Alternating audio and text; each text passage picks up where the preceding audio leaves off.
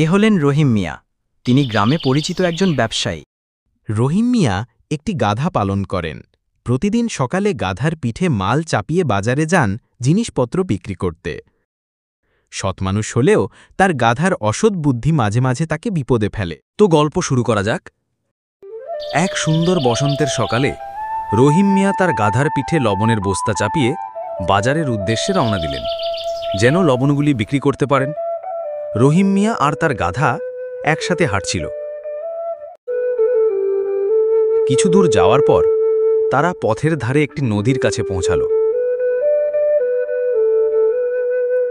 আরে গাধা, সাবধানে, দেখিস আবার নদীতে যেন পড়ে না যাস।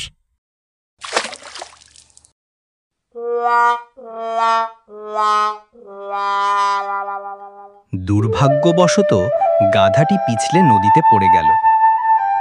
কোনো রকমে নদীর পাড়ে উঠে দাঁড়ালে সে লক্ষ্য করল তার পিঠের সব লবণ গলে লবণের বোঝা হালকা হয়ে গেছে। এতে ব্যবসায়ীর কিছু করার ছিল না। তিনি মন খারাপ করে আবার বাড়ি ফিরে গেলেন। আরে এই গাধার জন্য আবার খাটনি দ্বিগুণ হয়ে গেল। পরের দিন সকালে রহিম মিয়া তার গাধার পিঠে মাল চাপিয়ে বাজারের উদ্দেশ্যে আবার রওনা দিলেন। তারা ধীরে ধীরে হাঁটতে লাগলেন।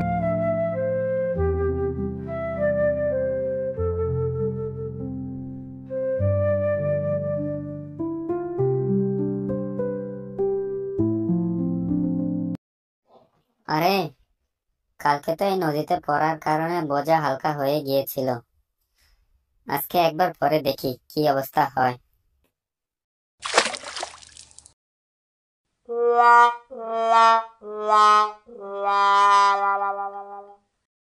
গাধাটি আবার নদীতে পড়ে গেল।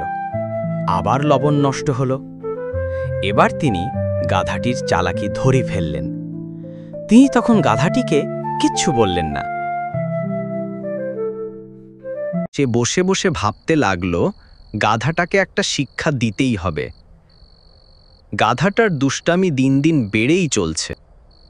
আগের 2 দিনের মতো পুনরায় আবারও গাধার পিঠে বস্তা তুলে দিলেন রহিম মিয়া। ধীরে ধীরে হাঁটতে লাগল।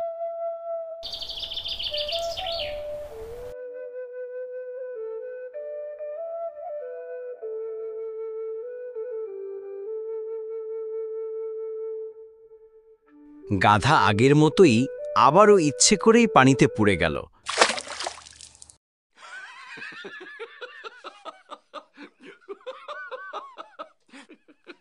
এইবার রহিম মিয়া লবণের বদলে গাধার পিঠে ময়দার বস্তা চাপালেন।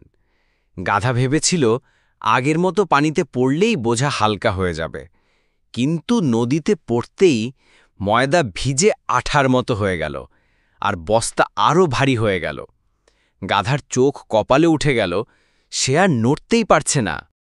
রহিম মিয়া গাধাকে হেসে বললেন, হে বোকা গাধা, তোমার চালাকি ধরা পড়ে গেছে। মনে রেখো, বারবার কাউকে বোকা বানানো যায় না। তো বন্ধুরা, এই ঘটনা থেকে আমরা কি শিখলাম? জীবনে বুদ্ধি ব্যবহার করতে হয় ভালো কাজের জন্য, খারাপ উদ্দেশ্যে নয়। কাজের মধ্যে অলসতা করলে শেষ পর্যন্ত কষ্টই ভোগ করতে হয়।